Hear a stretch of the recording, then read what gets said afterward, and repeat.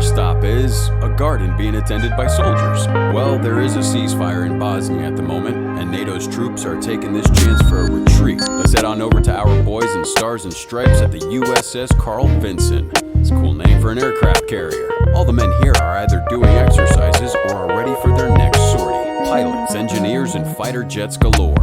Well, that all stops when these two pilots are stopped for launch for the second time today. Pilots Chris Burnett and Jeremy Stackhouse are debating about how they could be flying jets for Bill Gates right now since he's got more money than Peru. Bill Gates has more money than Peru. The two disembark from their fighter jet, and they see some of the engineers relaxing with a rousing game of football. So the two pilots join them for their free time. Chris bets $20 that he could catch that football that's launched by the carrier's flight catapult. One of the engineers accepts, and another one winds that catapult. It launches and it flings that ball sky high. It's good, due to the launch direction being opposite to the wind's direction. It's coming back, and Chris runs after it. Too bad it lands in water.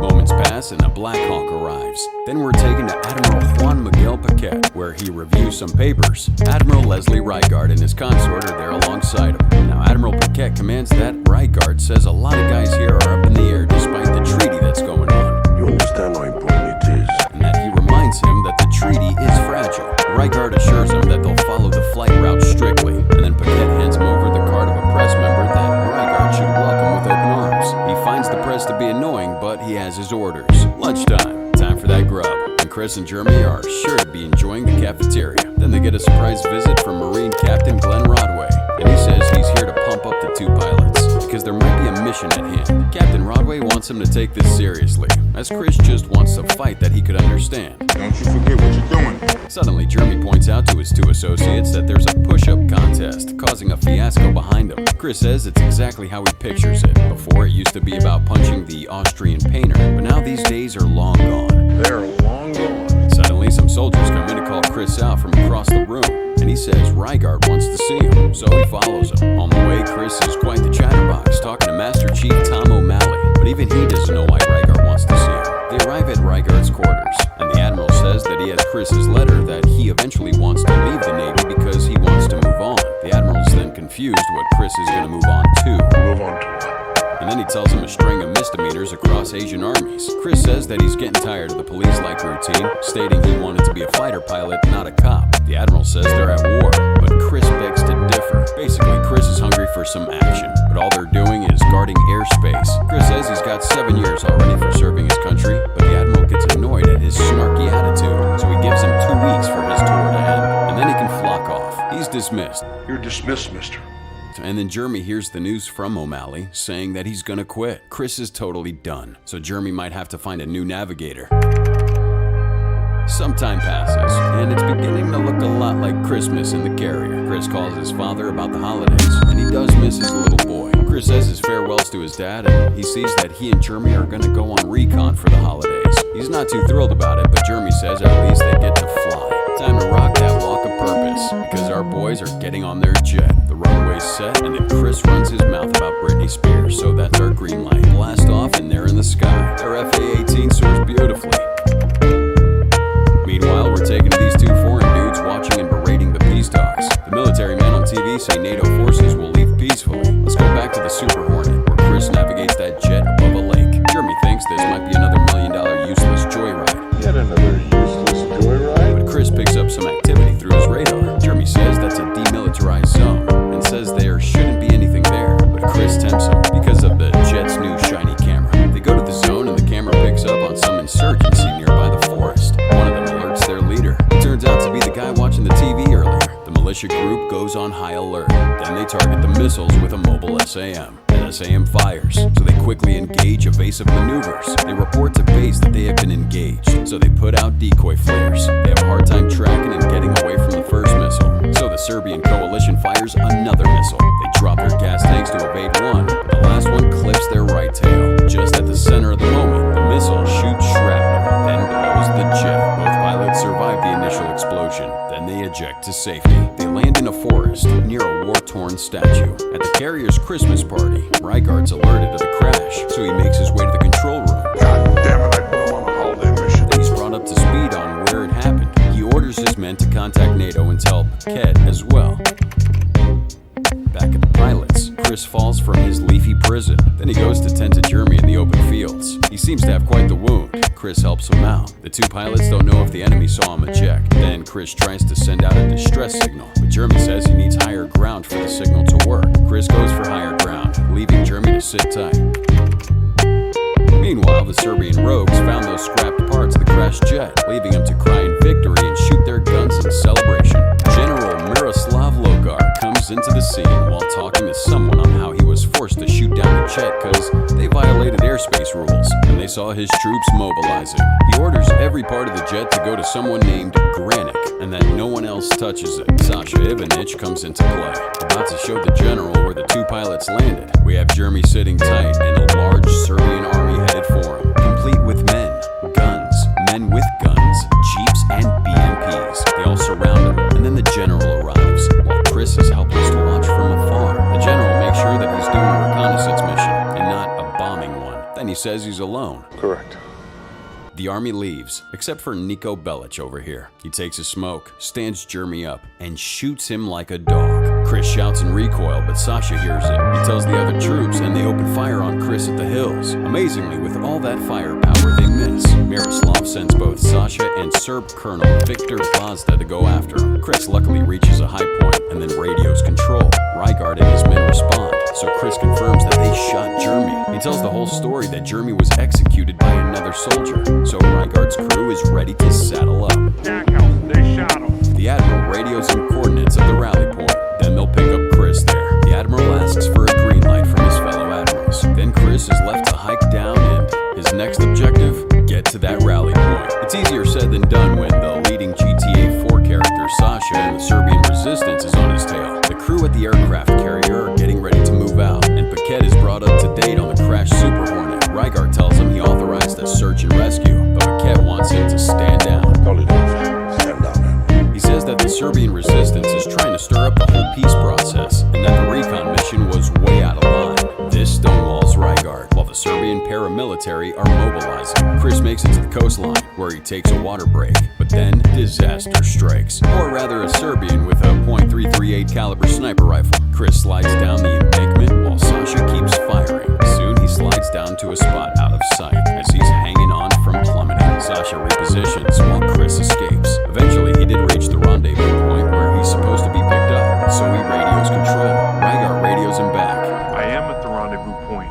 And much to Chris's disappointment, a new rendezvous has been set. This time, it's miles further than the last one. Too bad the constraints with the peace treaty forced Rygard to be curt on Chris, telling him to use his head and survive. Knock knock. It's the Serbian resistance. They're nearby, but at least they don't know he's there. They lose his signal, so the Admiral's asking to triangulate his position. Chris is on the run in the woods, and the Serbs are closing in. Rygard uses drastic measures to locate Chris, specifically this secret satellite navigation room. This isn't strictly legal, but This isn't strictly legal, sir. they use the satellite imagery to track him on foot. They see him running from a battalion, but he trips down a ditch of mud. It turns out that the ditch is filled to the brim with discarded bodies, specifically rotting ones that the paramilitary might have executed. The Serbs try to stab him out of the ground, but eventually leave, and he crawls out of that abyss. He's on the move, and the surveillance team stays on him until the signal gets terminated. The Admiral orders his men to find intel on who's attacking Chris. I want intel on this situation. Sadly, Chris is left to fend for himself during the night. Then Rygard talks to Tom about his desire to push Chris into doing better, but he thinks he might have gone too far. Tom thinks that the Admiral's just responding humanely, and he says he doesn't feel right just sitting there while Chris is out in the wilderness. The Admiral says it wasn't his call to make, and then Tom's dismissed. Rygard takes a smoke, then holds the press member's card in his hand. The next day, the news breaks out that the Super Hornet had been shot down over Bosnia. Only the Navigator had survived, and there's rumors of an insurgency getting in the way of a peace treaty. Well, everything about that news report is right, and then General Lokar sees it for himself. He thinks this complicates things, and he's disappointed that Chris isn't terminated yet in their hidden quarters. One of the mechanics scrapping the Super Hornet tells the General that the photos taken are stored somewhere on the plane digital, so he says the photos might have been destroyed. Lokar wants confirmation on that, so he sends the means to keep scrapping and searching. Back on the carrier, in Rygard's quarters, Paquette pays him a visit. He's not too happy about Rygard's tattletaling to the news media, You stab me in the back. and says this might damage the peace process. Paquette emphasizes this might restart the war, and that this might do more harm harm. Here's Chris running through some abandoned facility. He's snooping around. Here's an eerie laughter echoing throughout the place. Somewhere down the street, he spots an old man and 2 kids. He sees him giving over some tripwire that could lead him to claymores. No time to think as some soldier spots and runs after him. They try to open fire on him, but they step on one of the wires, causing a catastrophic domino effect. This blows the place to kingdom come, so Chris is running for his life. Well, he survives, only to see Sasha on his tail and scoping out the place. Chris escapes to a scrapyard in the woods, and then he radios control. He tells him he's near the safe zone, and that the hard part is over. Understand that spot to be friendly? The Admiral confirms that the rendezvous point is friendly, and then he regrets Jeremy's demise. Now's not the time to talk about that, so the Admiral gives him a little friendly banter, and actually confirms he'll be there at the spot for extraction. I guess it's the home stretch for Chris as he starts running for that safe zone, while helicopters are being prepared from extraction. The extraction team is briefed for their mission, but Paquette with his men interrupt that meeting. He's already got the green light from his superiors, so he says Colonel Brigand will conduct the pickup. You will conduct the pickup. Paquette wants him to stand down. Back to the grizzly forest. Chris is running out of water, so he takes a short break. Moments later, Sasha's nearby. He's stalking the resting Chris, who wakes up with a traumatic memory of Jeremy's execution. He runs on a bridge where he hitchhikes to some people that don't even speak his language. They luckily accept, and he jumps to the back of the truck. Now here, he's making a little banter about guns to the locals. And somewhere in the back, Sasha's still tracking his movement, but this time he contacts his allies. Back on the truck, Chris kindly is asking for water, but they only have Coke, not sponsored. He also spots the young gentleman with the AK sporting an Ice Cube hoodie. In the skies, an Mi-8 helicopter spotted. It's the French NATO Special Forces rescue team. They might be here for Chris, and they're only 22 minutes away. The truck Chris is on goes through a really horrid war zone, and soon the driver is shot. The truck takes a tumble. Chris and the others cheese out of harm's way into a fortification, where he's met with blank stares. Their mustache, the leader interrogates him if he was here to bomb the place, but Chris tells him that he's only here to take photos. The leader tells him Lokar's here, tearing the place to shreds. You go outside. So he might use him as a peace offering to Lokar's army. He berates their government for breaking the treaty, but the tank berates the entire building with an explosive shell instead. They're all knocked back, and Chris slowly gets up. Suddenly, a tank busts through the building's walls. Soldiers are seen scavenging and searching the place. Then they execute the remaining civilians. They later find the jackpot, which looks to be Chris's body, and the plane's hard drive containing the photos. The troops happily report this to Lokar, but Sasha takes a look too. Upon close inspection, he says it's not him, and he knows because of a prison tattoo that even Sasha has. He totally switched uniforms, so the general's fuming and shoots the already lifeless body a few more rounds. Colonel Victor figures out that Chris might have already radioed his American buddies, so they don't have a lot of time on their hands, but the general might have a trick up his sleeve. The two are seen getting leveled by the Serbian insurgency, and then it turns out that Chris is already in one of their uniforms. The French are closing in on the rendezvous point, while Chris reunites with Ice Cube, the kid with the AK that helped him out earlier. Chris and Ice are running through the forest, while the French rescue team and the control team keep tabs on the mission. Rygarth then gets some sad news. Lieutenant Chris Burnett is found executed. This was all from the Serbian insurgency, so you know it's a false claim despite showing the body, but not the face. The whole aircraft carrier watches the news. Then the announcement of the mission being scrubbed reaches the French rescue team. So only a few hundred feet away from Chris and Cube, the French retreat. Chris is in deep frustration as he watches the helicopter fly away. The carrier, Rodway, is expressing his deep frustration of doing nothing while they just watch Chris slip into the abyss, and Rygarth recoils in disbelief. At the fields, Ice Cube points out to an angel statue where Chris remembers that's where his ejector seat landed. Looks like they just went in circles. Meanwhile, the Serbian insurgency is preparing to wrap things up. Sasha's advised to take the shot right into the head. Back to the two compadres. Chris tells him his last plan, to take the hard drive from the ejector seat so that Jeremy's sacrifice wasn't in vain. It's going to be a dangerous route, so he keeps that AK Ice gave him, and he advises him not to follow his risky mission. They go on their separate paths, while Sasha and Colonel Victor are stuck with each other. They find Chris's discarded AK mag in the fields, so they have a clue. A lot of time passes, and it turns out Chris made his way to the snowy statue where the ejector seat landed. He scouts the area while starting Frosty, and then he makes a run for the seat. There, he dusts off the snow and notices something's wrong. The seat has no power. God damn! He tries to hotwire a battery to it, and with trial and error, he turns on the tracking beacon. On the opposite end, Admiral Reigart is requested to the sat-nav room. In here, the team's telling the Admiral the homing beacon had been reactivated manually for 7 minutes. The Admiral thinks it's Chris, but the others are sniffing a setup. Tom advises him to get advice from command first. The Admiral speaks from the heart and says this is finally their chance to rescue Chris. At the forest, we see the two Serbs trekking through a minefield, and idiotically, Colonel Victor steps on one. He doesn't let his foot go so that the mine won't go off, and Sasha holds him at gunpoint. He's begging for Sasha to help him, but it looks like he just straight abandons him. Back to the ejector seat. Chris tries to open it with a Swiss Army knife, and then he hears an explosion nearby. Yeah, probably the Colonel blowing himself up. At the hangar of the carrier, Reigart straight up says people will totally get hurt, so those who don't want to experience that, step off now. None step off. So, time to saddle up.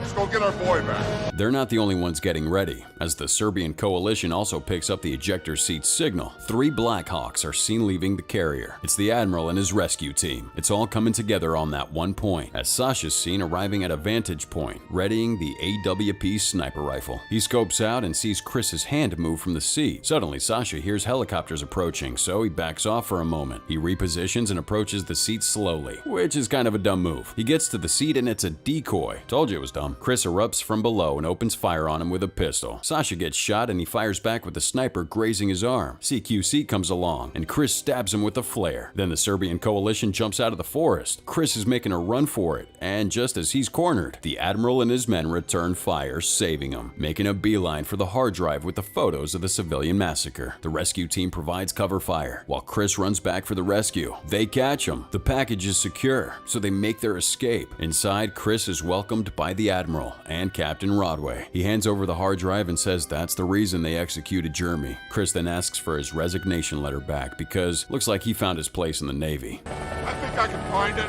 Once they come back, they're welcomed with celebration. Chris stays in the Navy, Lokar is found guilty of war crimes, and Reigart sadly loses his command position. He retires happily, however. Mission accomplished, cause that's it for Behind Enemy Lines. Thanks for chilling with us, guys. What'd you think about this movie inspired by real-life events? Let us know in the comments below using that hashtag #CinemaRecap. This was Behind Enemy Lines by Davis Entertainment, starring Owen Wilson, Gene Hackman, and Vladimir Mashkov. Until that next recon mission, see you then.